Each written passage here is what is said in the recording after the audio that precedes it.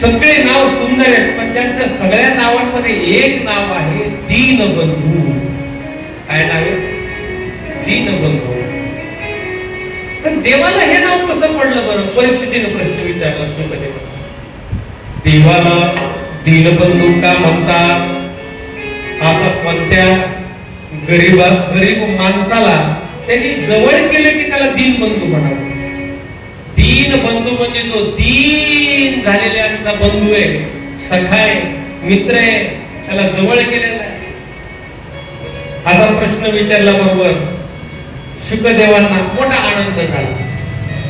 त्यांनी विचारला, राजा फार चांगला प्रश्न विचारला.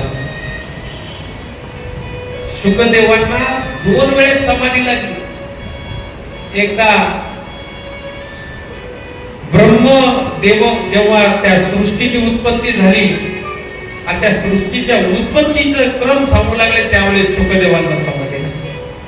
आणि दुसऱ्या वेळेस शुकदेवांना समाधी लागली या प्रश्नाला, राजा काय प्रश्न विचारला असतो? असं म्हणून माझ्या भगवंताचं दीनबंधू असं म्हटल्याबरोबर समाधी लागली. त्याचं कारण आहे भगवंत खरंच दीनबंधू आहे.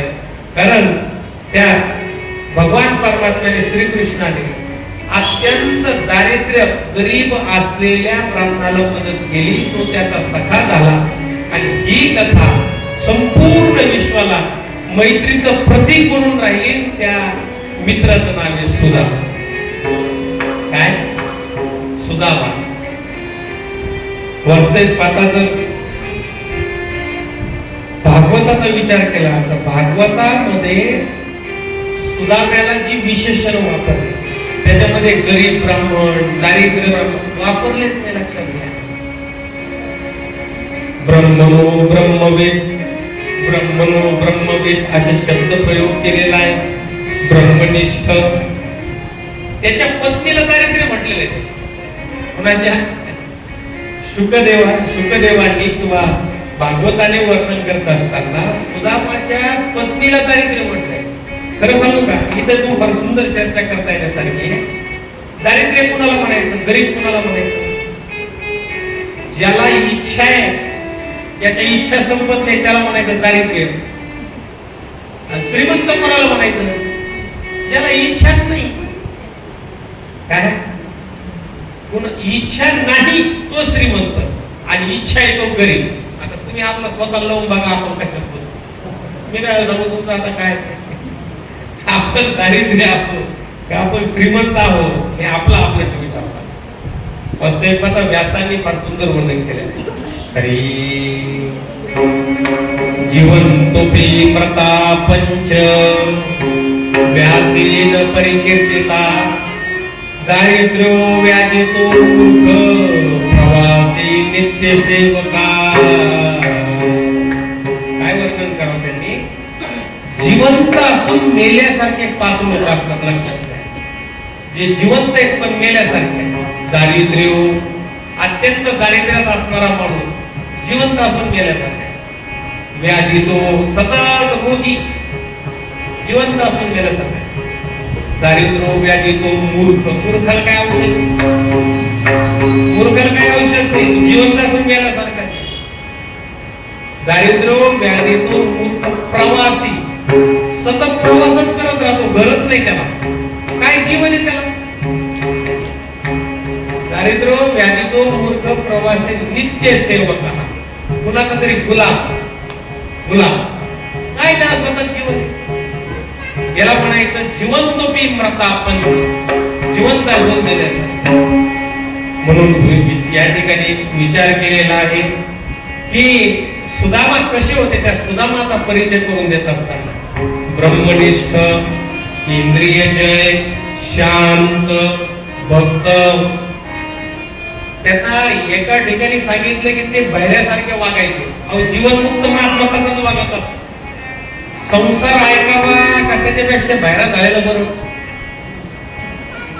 माझे वडील, त्यांचे एक मित्र होते ब्राह्मण, अतिशय भक्त होते. त्यांना भेटायला गेले होते. भेटायला गेल्यानंतर त्या ब्राह्मणवाने सांगितलं, सर गुरुजी आता माझे डोळे मला काम निकामी झाले बा, काहीच दिसत नाही. म्हणजे वडील त्यांना बोलताना म्हणे ह्या डोळ्याने संसार तरी काय पाहता तू, जाऊ दे डोळे केले तर काय हरकत नाही, का नाही गेले काय संसार ऐकायचा. त्या कानाने हरिकथा ऐकली त्याला बाहेर म्हणले आमच्या संतांनी. बहिरा झालो या जगी बहिरा झालो या, बहिरा झालो या जगी बहिरा झालो या, बहिरा झालो या जगी बहिरा झालो या, बहिरा झालो या जगी बहिरा झालो या, बहिरा झालो या जगी बहिरा झालो या, बहिरा झालो या जगी बहिरा झालो या, बहिरा झालो या जगी बहिरा झालो या, बहिरा झालो या जगी बहिरा झालो या, बहिरा झालो या जगी बहिरा झालो या, बहिरा झालो या जगी बहिरा झालो या, बहिरा झालो या जगी बहिरा झालो या, बहिरा झालो या जगी बहिरा झालो या. नाही ऐकिले हरि कीर्तन, नाही केले पुराण श्रवण, नाही वेद शास्त्र पठन, गर्भी बहिरा झालो त्या गुणे, बहिरा झालो या जगी बहिरा झालो या, बहिरा झालो या जगी बहिरा झालो या, बहिरा झालो या जगी बहिरा झालो या, बहिरा झालो या जगी बहिरा झालो या. नाही संत कीर्ती श्रवणी आली, नाही साधू सेवा घडियली, पितृवचनासी पाठ दिदली, तीर्थे व्रते असो त्यागिनी, बहिरा झालो या जगी बहिरा झालो या, बहिरा झालो या जगी बहिरा झालो या, बहिरा झालो या जगी बहिरा झालो या, बहिरा झालो या जगी बहिरा झालो या. माता माऊली पाचारिता, शब्द नाही दिला मागुता, बहिरा झालो नर देही येता, एका जनार्दनी स्मरेण आता, बहिरा झालो या जगी बहिरा झालो या, बहिरा झालो या जगी बहिरा झालो या, बहिरा झालो या जगी बहिरा झालो या, बहिरा झालो या जगी बहिरा झालो या, बहिरा झालो या जगी बहिरा झालो या, झालो या. बहिरा झालो या जगी बहिरा झालो या, बहिरा झालो या जगी बहिरा झालो या, बहिरा झालो या जगी बहिरा झालो या, बहिरा झालो या जगी बहिरा झालो या.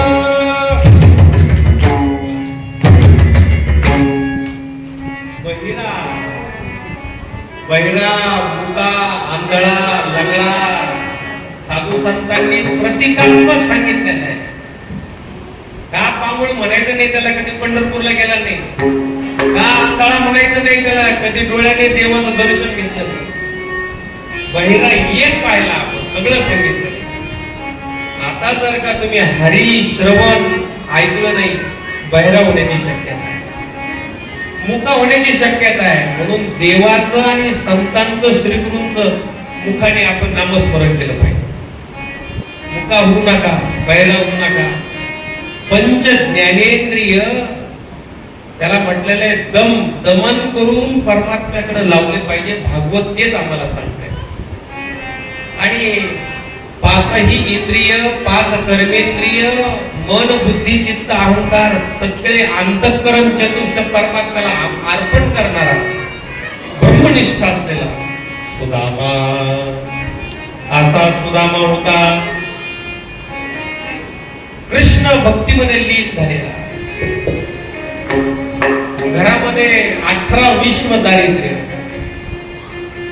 एक धोतर 2 करून अर्ध घालायचा, बायकोलाही अंगावर एक मळालेली अगदी जीर्ण झालेली साडी, रात्रीच झोपले, पाणी पिऊन झोपले.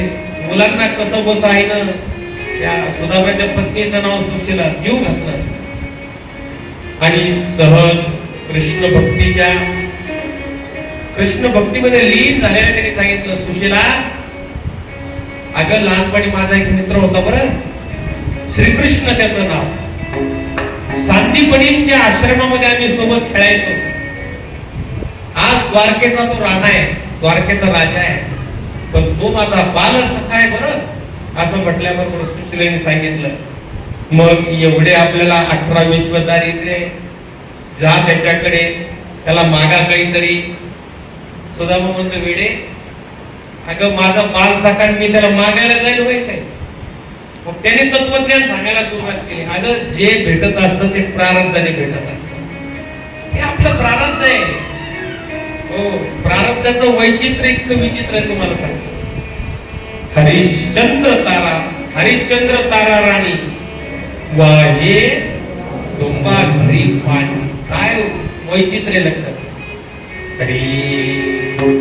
हरिश्चंद्र तारा राणी वाहे डोंबा घरी पाणी. इतकं वैचित्र्य आहे. आपण बोलताना व्यवहारात बोलतो ना, होत्याचं नव्हत्याच होतं की नाही. अहो आम्हाला माहितीये, भीक मागून खात होता, काही नव्हतं त्याच्याकडं, पण आज बघा ना, 4 बंगले, 10 गाड्या. बोलतो की नाही आपण? बोलतो हे बोलतो, अहो काय नव्हतं त्यांच्याकडं, आम्हाला माहितीये, 10 गाड्या उद्या असायच्या, नोकर चाकर उभ्या असायचे, आणि आज बघा भीक मागायला लागली. हे बोलतो. प्रारब्धाचं वैचित्र्य. सुदामाने बायकोला सांगितलं, सुशीला, हे प्रारब्ध आहे आपलं, मी देवाकडे जरी गेलो तरी मी त्याला मागणार नाही. काही सुशीलाने आग्रह धरला, मागू नका, पण तुम्ही तुमच्या मित्राला भेटून या, तुम्हाला आठवण येत नाही का? ती म्हणाली, आठवण तर खूप येते सुशीला, काय सांगू, मलाही कधी कधी असं वाटतं भेटायला. मग जा ना, एक काम करा, उद्या सकाळीच निघा. सुदामा म्हणतो, हो गेलोय असतो, पण 4-2 ठिकाणं असं आहेत की जिथं रिकाम्या हाताने जाऊ नये.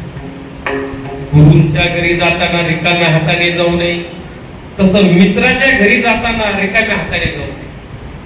मी मित्राकडे जर चाललो तर रिकाम्या हाताने कसं जाऊ? सुशीला म्हणे, काही काळजी करू नको, मी त्याची व्यवस्था करते. शास्त्रामध्ये ब्राह्मणांची काही कर्तव्य सांगितलेली आहे. शास्त्राने, भागवताने सांगितले, शास्त्राने सांगितले. 6 कर्तव्य सांगत असताना सांगितलं, ब्राह्मणाने नित्य शिकत राहिलं पाहिजे आणि शिकवित राहिलं पाहिजे. 2, ब्राह्मणाने यज्ञ केला पाहिजे, यज्ञ करून घेतला पाहिजे. 4, आणि दान दिलं पाहिजे, दान घेतलं पाहिजे. 6 कर्तव्य ब्राह्मणांच्या शास्त्रामध्ये होते. ब्राह्मण, क्षत्रिय, वैश्य आणि शूद्र 4 आपल्याकडे वर्ण आहे. ब्राह्मण कुणाला म्हणायचं? जो वेदाध्ययन करतो, वेदाचं अध्ययन करून अध्यापन करतो, त्याला म्हणायचं ब्राह्मण. त्याच्या पलीकडे एक व्याख्या अशी केली, जो ब्रह्म जाणतो तो ब्राह्मण, जो ब्रह्म ज्ञानी तो ब्राह्मण.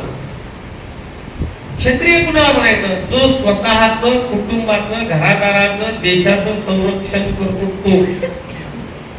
जातीवर विषय नाही. इथं तुमच्या या कार्यावर तुम्ही कोण आहात? दुकानदार जेवढे आपले कोण झाले ते आता?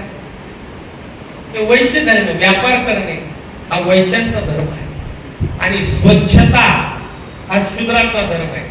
आता मला वाटतं कधी कधी 4ही वर्ण एकात पाहायला मिळतात आपल्याला.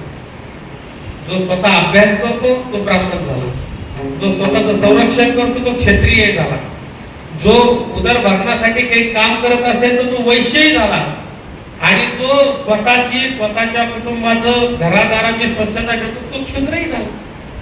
4ही वर्ण. म्हणून या ठिकाणी ब्राह्मणांची कर्तव्य सांगून या संपूर्ण कर्तव्यामध्ये सुदामाजी बसत होते. आणि म्हणून त्यांनी सांगितलं, खरा ब्राह्मण तो जो कोणासमोर हात पसरत. ब्राह्मण सुदामा भिक्षा मागत नव्हते, लक्षात आहे, भिक्षा सुद्धा मागत नव्हते. ते सुगी झाल्यानंतर जे काही दाणे पडलेले असायचे शेतामध्ये, ते दाणे उचलून आणायचे, त्याच्यावर चरितार्थ त्यांचा बघायचा. ज्या ऋतूचे जे फळं असतील ते फळं लोक त्यांना दान करायचे, त्यातून त्यांचा उदरनिर्वाह झाला. 8 दिवस घरामध्ये चूल पेटत नव्हती. 8 सुशीला आई आहे, ती म्हणे माझं काही असो पण माझे मुलं उपाशी झोपतात आणि 8-8 दिवस पतीला मी खायला देऊ शकत नाही, याच्यापेक्षा काय करू, इतका 18 दुश्मनदारी. म्हणून तिने आग्रह धरला, देवा पती देवा तुम्ही जा, तुमच्या परम मित्राला भेटायला तुम्ही जा. तो म्हणाला हरकत नाही, उद्या मी जाईल पण मला मित्राच्या घरी जायचं पण मी व्यवस्था करते.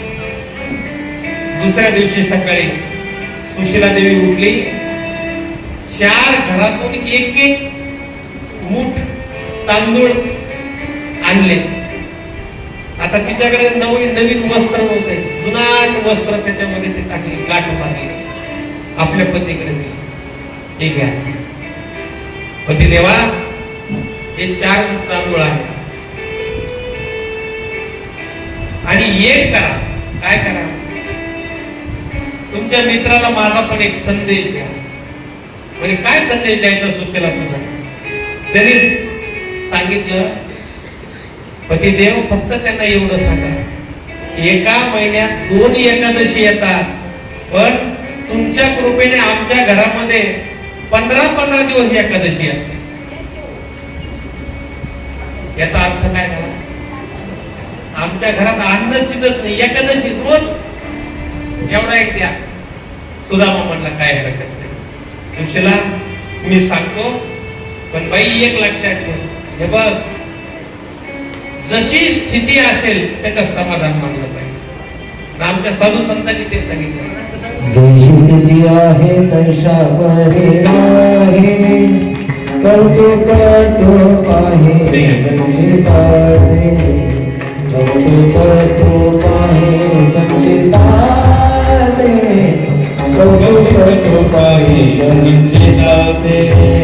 जैसा स्थिती आहे तैसा परी आहे, कौतुक कौतुक आहे संचिताचे, कौतुक कौतुक आहे संचिताचे,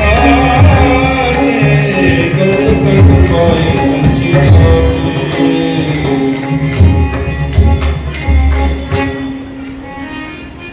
जैसी स्थिती आहे तैसा परिपूर आहे, कौतुक तूप आहे संचिताचे. सगळ्यांनी थोडं पुढं सरका, पाठीमागून थोडी जागा राहू द्या, म्हणजे आलेल्यांना पलीकडून जाऊन बसता येईल. जैसी स्थिती आहे तैसा परिपूर आहे. सुशीला एक लक्षात ठेव, जी स्थिती ती मान्य करतो, नाराज होऊ नको. सुशीला म्हटली, अहो मी नाराज नाही पती देव, पण या मुलांकडे पाहिल्यावर मला वाईट वाटतं ना, 4-4 दिवस मी यांना खायला काही देऊ शकत नाही.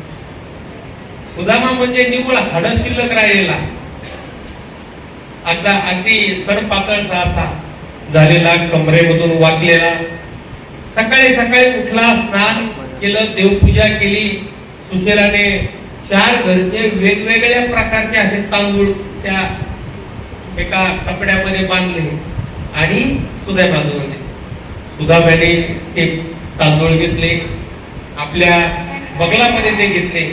एक पंच फक्त अंगावर धोतर घातलेलं गुडघ्यापर्यंत, हातामध्ये काठी घेतली आणि हळूहळू अशक्त झालेला 8-8, 15-15 दिवस पोटात अन्न नाही, काय चालणार म्हणून. सुदामापुरी पासून ते द्वारकेपर्यंत पायी जायचं अंतर आहे.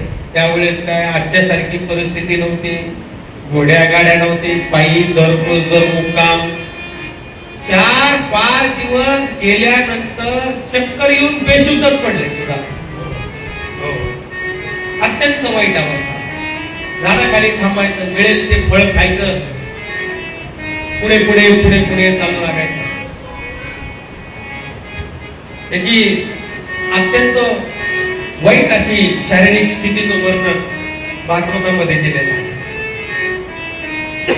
सुदामा द्वारकेकडे निघालेला आहे आणि द्वारकेला जात असताना अनेक मुक्काम रस्त्यामध्ये झाले. इकडे सुशीला विचार करते, मी माझ्या पतीला आग्रह करून पाठवलं, बरोबर केलं की नाही? माझे पती व्यवस्थित, कारण काहीच माहित नाही ना. तुम्ही कल्पना करा, आजच्या 25-30-40 वर्षापूर्वी लोक तीर्थयात्रेला जायचे तर लोक रडायचे, आपली आताची परिस्थिती सांगवली का सांगता येत नाही चालले आता काही येतील की नाही परत परिस्थितीच तशी नाही. आता मोबाईल म्हणून माणूस सांगतो आता द्वारकेला आहे, गंगोत्रीला आहे, आता उद्या माझी गाडी आहे, परवा येईल. आता सगळी व्यवस्था झाली ना. पहिले पंढरपूरला यात्रेला जायचं तो लोक असं समजायचे का बस हे चालले आता सांगता येत नाही काय होईल. तो काळ कसा होता. सुशेला विचार करायला मी योग्य केलं काय योग्य, शेवटी त्याने विचार केला. कोणाला भेटायला चालले, जगाच्या मालकाला भेटायला चाललेले, जे होईल तो बघून. हो, संतांनी सांगितल्याप्रमाणे जीवन जगलं. तुका म्हणे घालू तयावरी भार, वाहू हा संसार देवापायी. सुशेलाने विचार केला जे काही होईल ते कृष्णाच्या मनासारखं होईल. देवाला भेटायला चाललेला आहे माझा पती.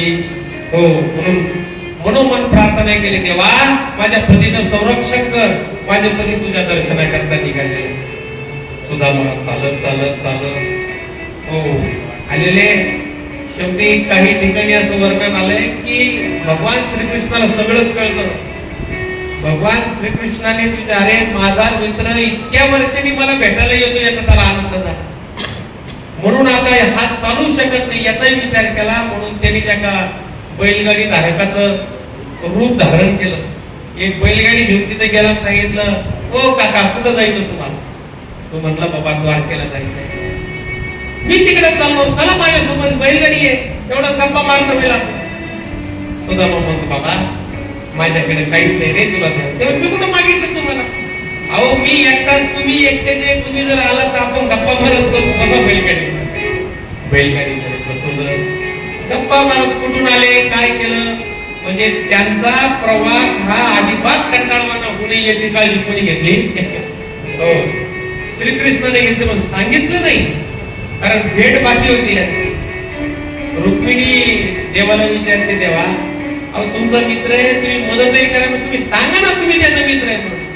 म्हणलं रुक्मिणी नाही, ही एवढी अलौकिक भेट होणार आहे की संपूर्ण विश्व म्हणणार आहे की मित्र असावा तर असा. इतकी अलौकिक भेट होणार आहे, म्हणून मी आता सांगणार नाही. येऊ दे, मी त्यांनी मदत करतोय. बोलता बोलता बोलता बैलकडे द्वारका आले. ते म्हणले की काका तुम्हाला द्वारकेला यायचे, द्वारका आली, मला जाऊ दे आता. द्वारकेमध्ये सुदामाला उतरून दिलेला आहे. सुदामा आता काठी टेकीत अशक्त झालेला, कमरेतून वाचला, हळूहळू हळूहळू पुढे चालतोय. आणि चालता चालता विचारलं, तो इथं कृष्ण कुठं राहतो, कृष्ण कुठं राहतो, कृष्ण कुठं राहतो. एक शिपाई भेटला, त्याला विचारलं काका दादा इथं कृष्ण कुठं राहतो. तेव्हा कोणता कृष्ण, त्याचा काय पत्ता असेल ना, त्याची गल्ली नंबर सांगा, घर नंबर सांगा, तुम्हाला सांगतो ना. तेव्हा किसन म्हणायला का तुम्हाला ते वेगळंच नाव घेतलं त्याचं. नाही नाही तो नाही, ते द्वारकेचा राजा कृष्ण. ते म्हणजे अरे माणूसच का काय, अरे त्यांच्यामुळे काही विशेषण लावशील का नाही.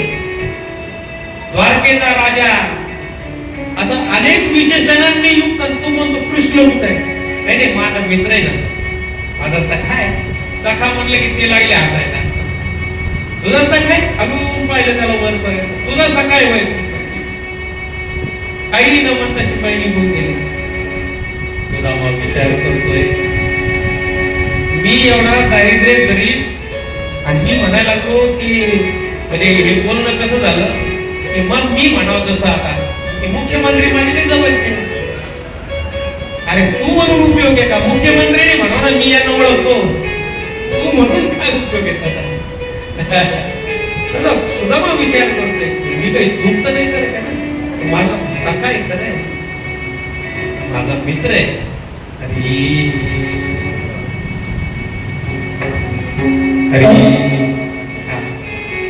अरे द्वारपालो कन्हैया.